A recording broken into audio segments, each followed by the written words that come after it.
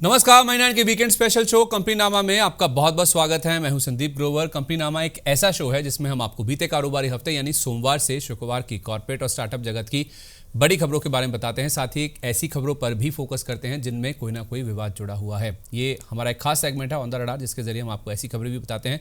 तो चलिए फिर देरी किस बात की, जल्दी से शुरू करते हैं इस हफ्ते की खबरों का सफर। और पहले आपको ले चलते हैं कॉर्पोरेट से जुड़ी हुई इस हफ्ते की तमाम बड़ी खबरों की तरफ। पहला नाम है लेंसकार्ट का, जिसने लिस्टिंग के बाद पहली बार अपने तिमाही नतीजे घोषित किए। नंबर्स दमदार थे, specially quarter on quarter basis पर। दूसरी तिमाही में इनका मुनाफा 70% से ज्यादा बढ़ गया, 102.2 करोड़ रुपए पर इनका मुनाफा आता हुआ दिखा। साथ ही कंपनी ने कहा कि Q2 और H1 यानी कि पहली छमाही में इनकी जो SSSG है यानी कि SSS ग्रोथ रही है वो 15% के आसपास रही है, जो कि FY25 यानी कि बीते वित्त वर्ष के हिसाब के मुताबिक ही देखने को मिली है। साथ ही कंपनी ने यह भी कहा कि वित्त वर्ष 2026 यानी कि मौजूदा वित्त वर्ष में 450 से ज़्यादा नए स्टोर खोलने का लक्ष्य है। ये उसी लक्ष्य के हिसाब से जब कंपनी ने कहा था कि हर दिन एक नया स्टोर खोलने की कंपनी की योजना है, तो उससे ज़्यादा स्टोर खोले जाएंगे, उसको लेकर भी बाजार खुश हुआ। इनफैक्ट आपको बता दें कि पिछले वित्त वर्ष यानी कि FY25 में कंपनी ने 282 नए स्टोर्स खोले थे। तो नंबर अच्छे आए, कमेंट्री और भी अच्छी थी। 1 दिसंबर को इसके दम पर लेंसकार्ट के शेयर ने 448 रुपये 80 पैसे का नया 52 वीक हाई छुआ और कमजोर बाजार में भी 4.5% से ज़्यादा चढ़कर 429 रुपये 55 पैसे के स्तर पर जाकर बंद हुआ। वर्लपूल ऑफ इंडिया का शेयर इस हफ्ते 1000 रुपये के भी नीचे फिसलता हुआ दिखा। दरअसल ये हुआ है प्रमोटर्स की ओर से की गई बिकवाली के बाद। प्रमोटर्स पिछले हफ्ते अपना हिस्सा बेच चुके हैं और अब प्रमोटर्स ने कहा है कि वो वर्लपूल ऑफ इंडिया में दोबारा हिस्सेदारी घटाएंगे और ये जून 2026 तक होता हुआ नजर आएगा। ऐसा एक रिपोर्ट के हवाले से खबर निकल के सामने आई है। बीते हफ्ते ब्लॉक डील में ऑलरेडी वो शेयर बेच चुके हैं। 1490 करोड़ रुपए के 11.23% हिस्सेदारी उनकी ओर से बेची गई थी। बीते हफ्ते आप देखें तो 1044.97 रुपये प्रति शेयर के दाम पर उन्होंने अपने औसत दाम पर ये हिस्सेदारी बेची थी और उसके बाद भी उनकी ओर से हिस्सा बिक्री जारी रहेगी। इसी बात को लेकर बाजार कंसर्न है, चिंतित है, घबराहट थी शेयर में और ये शेयर 1000 रुपये के नीचे फिसलता हुआ दिखा। और 1 दिसंबर को शेयर ने 982 रुपये का गोता लगाया और करीब 8% गिरकर 988 रुपये के स्तर पर जाकर बंद होता हुआ दिखा। PSU बैंकों में बड़े बदलाव करने की तैयारी में है सरकार। 12 बैंकों को घटाकर 4 बड़े बैंक बनाने की तैयारी कर रही है सरकार, जिसमें SBI, PNB और BOB यानी कि बैंक ऑफ बड़ौदा एक इंडिपेंडेंट मेगा बैंक के रूप में काम करते हुए नजर आ सकते हैं और इसमें कैनरा बैंक, यूनियन बैंक मिलकर एक बड़ा बैंक बन सकते हैं। इंडियन बैंक और यूको बैंक एक बड़े बैंक का हिस्सा बन सकते हैं, ऐसी संभावना भी है। और उसके साथ साथ IOB, central bank, bank of India और बैंक ऑफ महाराष्ट्र के विलय के ऊपर भी विचार काफ़ी तेज़ी से किया जा रहा है। दरअसल वित्त वर्ष 2027 तक पूरी बैंकिंग व्यवस्था को सरल, मजबूत बनाने का सरकार का बड़ा लक्ष्य है और सरकार का फोकस है कम बैंक्स हो, मजबूत पूंजी हो और बड़े लोन देने की क्षमता बैंकों के पास हो। इस तरह से सरकार काम करती हुई नजर आ रही है और ग्राहकों के खाते, IFSC कोड और शाखा नेटवर्क में बड़े बदलाव संभावित है। इस पूरे प्लान के तहत सरकार ने बैंकिंग सिस्टम को अगले स्तर पर ले जाने की तैयारी शुरू कर दी है, जिसके तहत ये जो मर्जर प्लान है अभी तो ड्राफ्ट फेज में है, लेकिन इसकी जो अंतिम मंजूरी है वो कई स्तरों से गुजरने के बाद सामने आती हुई नजर आएगी। लेकिन सरकार का पूरा प्लान है, पूरी मंशा है कि इसको लागू कर दिया जाए। 1 दिसंबर को कई PSU बैंकों के शेयरों में कमजोर बाजार में भी उत्साह दिखा, जिसमें PNB यानी कि पंजाब नेशनल बैंक और बैंक ऑफ बड़ौदा लीड करते हुए नजर आए। बैंक ऑफ बड़ौदा तो 2.25% की मजबूती के साथ बंद होता हुआ दिखा। 3 दिसंबर को फिर से सरकारी बैंकों को लेकर खबर आई कि सरकारी बैंकों की FDI यानी कि फॉरेन डायरेक्ट इन्वेस्टमेंट सीमा बढ़ाने का फिलहाल कोई प्रस्ताव नहीं है। ऐसा सरकार की ओर से क्लैरिफिकेशन आता हुआ दिखा। सरकार ने कहा कि सरकारी बैंकों में फिलहाल FDI सीमा 20% पर है और इसको खबरें ऐसी थी कि सरकारी बैंकों में FDI सीमा को बढ़ाकर 49% किया जा सकता है, लेकिन ऐसा कुछ भी प्रस्ताव सरकार की ओर से नहीं है। फिलहाल निजी बैंकों में देखें तो FDI निवेश सीमा 74% के आसपास है। 3 दिसंबर को बाजार की कमजोरी के अनुसार ज्यादातर PSU बैंकों के शेयरों में गिरावट ही देखने को मिली और कारोबार की समाप्ति भी कमजोरी के साथ ही हुई। इस हफ्ते वोकहार्ट के शेयर ने इतिहास रचा है और शेयर में लग गया 20% का अपर सर्किट। दरअसल हुआ क्या है कि US FDA यानी कि US का जो ड्रग रेगुलेटर है उससे कंपनी के NDA यानी कि न्यू ड्रग एप्लीकेशन को फॉर्मल मंजूरी मिल गई है। US FDA से किसी पहली भारतीय कंपनी की न्यू केमिकल एंटिटी के NDA को मंजूरी मिली है। अभी तक का इतिहास ये बताता है कि भारतीय फार्मा कंपनियां केवल जेनरिक दवाओं के लिए जानी जाती हैं। नई दवा के लिए, नई एंटिटी के लिए, नई केमिकल एंटिटी के लिए नई अर्जी को मंजूरी मिलना, ये अपने आप में वोकहार्ट के लिहाज से देखा जाए तो इतिहास रचने वाली बात थी। 30 सितंबर को ये अर्जी दाखिल की गई थी US FDA के सामने, जिसको अब मंजूरी दे दी गई है। ये एक्चुअली एक एंटीबायोटिक दवा के लिए जिसका नाम जेनिक है और इससे जुड़े हुए NDA को यूएसएफडीए से मंजूरी मिली है। आपको बता दें कि बैक्टीरियल इन्फेक्शंस की जहां तक बात है तो ग्लोबल इनोवेशन काफ़ी सीमित है और उस स्पेस में जहां पे ग्लोबल इनोवेशन काफ़ी कम है, ये दवा, कंपनी की दवा काफ़ी असरदार साबित हो सकती है और इसी चीज़ को बाजार ने पसंद किया और यही कारण है कि 1 दिसंबर को वोकहार्ट का शेयर 20% के अपर सर्किट पर यानी कि 1482 रुपये के स्तर पर जाकर बंद होता हुआ दिखा। गूगल के इंडिया एआई डेटा सेंटर पर अदानी ग्रुप की नज़र है। दरअसल हो क्या रहा है कि गूगल के भारत के एआई डेटा सेंटर में बड़े निवेश की अदानी ग्रुप की मंशा है। गूगल का जो प्रस्तावित एआई डेटा सेंटर लगने वाला है भारत में, उसमें $5 अरब तक का निवेश करने जा रहा है अदानी ग्रुप। ऐसे एक रिपोर्ट के हवाले से खबरें निकल के सामने आ रही हैं और ये हो सकता है अदानी कॉनेक्स के जरिए। अदानी कॉनेक्स आपको बता दें कि एक एज कॉनेक्स के साथ इनकी जेवी है जिसके जरिए ये एग्जीक्यूट किया जा सकता है, जिसमें जो गूगल के प्रस्तावित डेटा सेंटर्स हैं उनमें ये निवेश किया जा सकता है। डिजिटल इंफ्रास्ट्रक्चर में देखें तो ग्रुप की ओर से ये सबसे बड़े कदमों में से एक माना जाएगा अगर ये निवेश पूरा कर लिया जाता है। 1 दिसंबर को कमजोर बाजार में भी अदानी ग्रुप के चुनिंदा शेयरों में जोश रहा, जिसमें अदानी पोर्ट्स सबसे ऊपर करीब 1% की मजबूती लेकर बंद होने में कामयाब रहा। वित्त मंत्री ने इस हफ्ते लोकसभा में 2 नए बिल पेश किए हैं, जिसमें सिगरेट, पान मसाला, गुटखा जैसे जो प्रोडक्ट्स हैं उस पर सेस लगाने की जो तैयारी है वो सरकार की ओर से साफ तौर पे नजर आ रही है।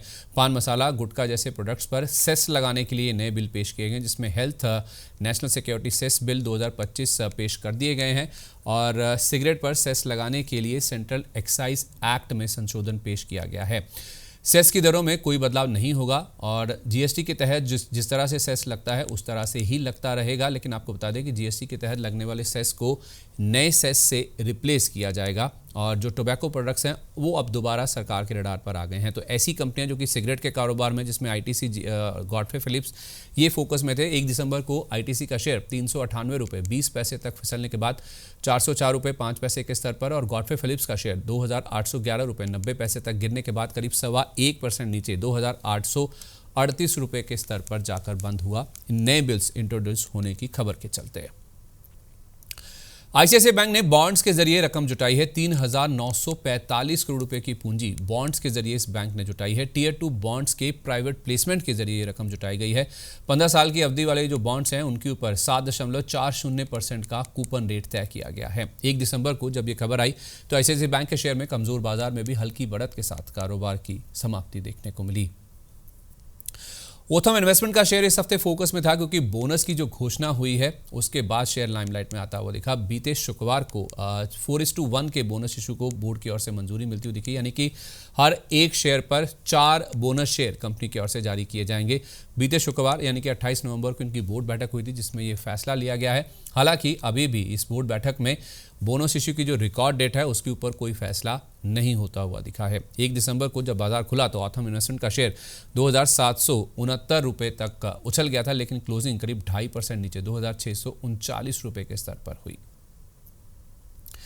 जेके टायर ने मर्जर की रिकॉर्ड डेट तय कर दी है। कैवेंडिश इंडस्ट्रीज का इस कंपनी में मर्जर होने वाला है जिसकी रिकॉर्ड डेट तय की गई है। शेयर जारी करने के लिए 24 दिसंबर मर्जर की रिकॉर्ड डेट तय की गई है। एनसीएलटी की जयपुर बेंच की ओर से इस मंजूरी के बाद कंपनी की ओर से रिकॉर्ड डेट तय की गई है और आपको बता दें ये जो मर्जर होने वाला है ये 22 दिसंबर से लागू हो जाएगा, जिसके तहत जो भी शेयर होल्डर्स हैं उनको शेयर मिलते हुए नजर आएंगे। 1 दिसंबर को जेके टायर का शेयर कमजोर बाजार में भी 464 रुपये 45 पैसे तक उछल गया था और करीब 0.5% ऊपर 448 रुपये 70 पैसे के स्तर पर जाकर बंद हुआ। क्वालिटी वॉल्स की निफ्टी 50 में एंट्री होने वाली है। जी हां, 5 दिसंबर से निफ्टी 50 में क्वालिटी वॉल्स का शेयर शामिल हो जाएगा। एचयूएल से डीमर्जर के बाद ये एंटिटी बनी है जिसको निफ्टी 50 में भी जगह दी जाएगी। दरअसल 5 दिसंबर को एनएसई की ओर से एक स्पेशल प्री ओपन सेशन भी कंडक्ट किया जाएगा और ये खबर आई थी वीकेंड पर और 1 दिसंबर को एचयूएल के शेयर में इस खबर के चलते 2,488 रुपये तक का उछाल देखने को मिला, लेकिन क्लोजिंग 1.4% से ज़्यादा की गिरावट के साथ 2,458 रुपये 90 पैसे के स्तर पर जाकर देखने को मिली। उनो मिंडा ने अपने जेवी पार्टनर का हिस्सा इस हफ्ते खरीद लिया है। इनकी एक सब्सिडरी कंपनी है UMBM यानी कि उनो मिंडा ब्यूहलर मोटर, जिसका 49.9% स्टेक इस कंपनी की ओर से खरीद लिया गया है। जर्मनी का ये जेवी पार्टनर है ब्यूहलर मोटर, जिससे ये हिस्सेदारी खरीदी गई है और हिस्सा खरीद के बाद जो जेवी एग्रीमेंट हुआ था दोनों कंपनियों के बीच में उसको टर्मिनेट कर दिया गया है। 1 दिसंबर को उनो मिंडा का शेयर 1337 रुपये 50 पैसे तक उछल गया था, लेकिन क्लोजिंग मामूली सी बढ़त के साथ 1307 रुपये के स्तर पर जाकर हुई।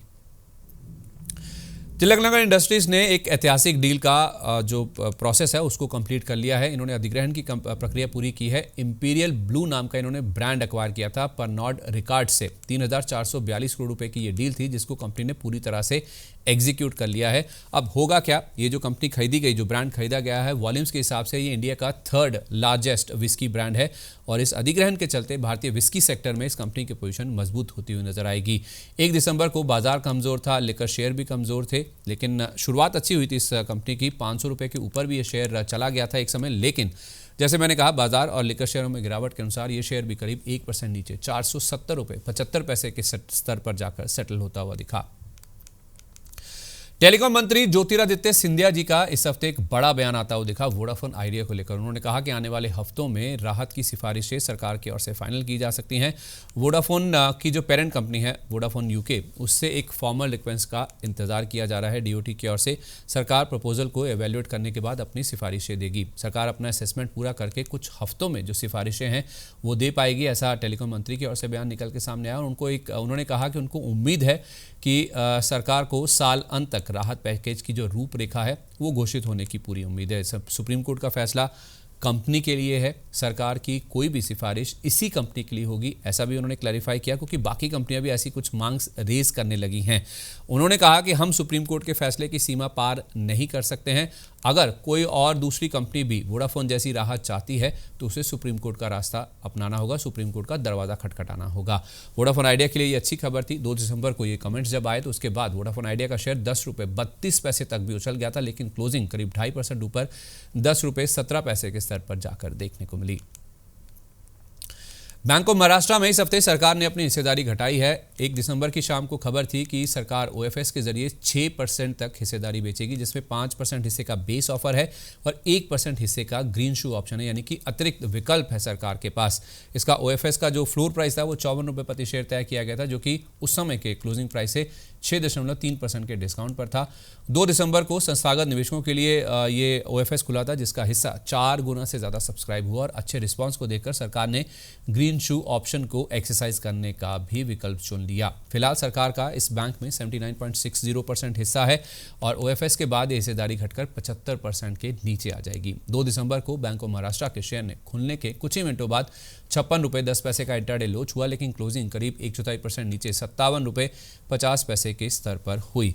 3 दिसंबर को रिटेल निवेशकों का हिस्सा खुला था, जिसको कुछ खास रिस्पांस नहीं मिला था। इनफैक्ट ये पूरा हिस्सा भर भी नहीं पाया था। 3 दिसंबर को बैंक ऑफ महाराष्ट्र का शेयर 57 रुपये के नीचे फिसल गया था और गिरावट के साथ ही कारोबार की क्लोजिंग देखने को मिली। स्पार्क के लिए यूएस की कोर्ट से एक राहत की खबर आती हुई दिखी है। यूएस की कोर्ट का कंपनी के हक में फैसला आया, जिसके बाद इस शेयर में 20% का अपर सर्किट लग गया था। सेजबी इंजेक्शन नाम का एक इनका इंजेक्शन है, जिसके पीआरवी मामले में यूएस की कोर्ट का फैसला इस कंपनी के हक में आया। पीआरवी यानी कि प्रायोरिटी रिव्यू वाउचर। कोर्ट ने कहा कि यूएस एफडीए का पीआरवी को रोकना कानून के खिलाफ है। नियोनेटल सीजर्स के इलाज के लिए यूएस एफडीए ने इस इंजेक्शन को मंजूरी भी दी थी। अब इसको विदहेल्ड करना, कोर्ट ने कहा, ये कानून के खिलाफ है और मंजूरी कंपनी के पक्ष में आती हुई दिखी है। 2 दिसंबर को स्पार्क के शेयर में 20% के अपर सर्किट पर यानी कि 161 रुपये 2 पैसे पर कारोबार की क्लोजिंग देखने को मिली।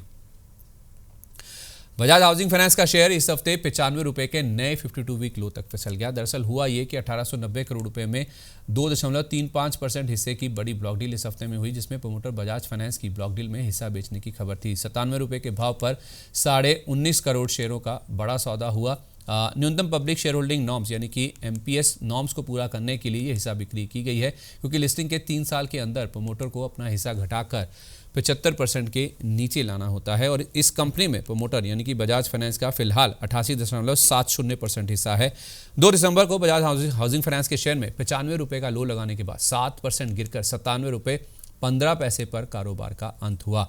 2 दिसंबर की शाम को जारी अपडेट्स के मुताबिक बजाज फाइनेंस ने ब्लॉक डील में 16 करोड़ 66 लाख शेयरों की बिकवाली की है। ब्लॉक डील के जरिए 95 रुपये 31 पैसे के भाव पर यह हिस्सेदारी खरीदी गई है। 3 दिसंबर को बजाज हाउसिंग फाइनेंस का शेयर 98 रुपये 80 पैसे तक उछला जरूर, लेकिन कारोबार की क्लोजिंग ऊपरी स्तरों से मुनाफा वसूली के साथ देखने को मिली।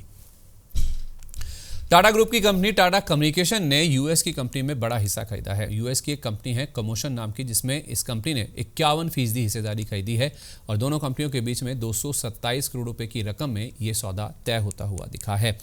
एंटरप्राइजेस को ये कंपनी ग्राहक का अनुभव सेवा देने में इनेबल करती है और आपको बता दें कि कमोशन अपने खुद के यानी कि प्रोप्राइटरी एआई सॉल्यूशंस के जरिए एंटरप्राइजेस को ये सेवाएं देती है। 2 दिसंबर को टाटा कम्युनिकेशन के शेयर में 1820 रुपये का लो लगाने के बाद 1860 रुपये 60 पैसे के डे हाई के पास 1851 रुपये पर करीब 0.25% की मजबूती के साथ कारोबार की क्लोजिंग देखने को मिली। शेयर जारी कर 10,000 करोड़ रुपए तक जुटाएगी स्विगी, ऐसा एक रिपोर्ट के हवाले से खबर निकल के सामने आई। इस रिपोर्ट के मुताबिक अगले हफ्ते ये कंपनी 1.1 अरब डॉलर यानी कि 10,000 करोड़ रुपए का QIP लॉन्च करने की योजना बना रही है और इसके लिए मर्चेंट बैंकर्स को नियुक्त भी कर लिया गया है। इशू के लिए सिटी ग्रुप, JP मॉर्गन और कोटक महिंद्रा को इस इशू के लिए नियुक्त भी कर लिया गया है। 7 नवंबर को बोर्ड बैठक में शेयर बिक्री का जो फैसला है वो कंपनी की ओर से लिया गया था और उसी को एग्जीक्यूट करने की जो योजना है अगले हफ्ते बनाई जा रही है। 2 दिसंबर को जब ये खबर आई तो स्विगी का शेयर 388 रुपये का लो लगाने के बाद करीब 2.25% ऊपर 397 रुपये 50 पैसे के स्तर पर जाकर बंद होता हुआ दिखा।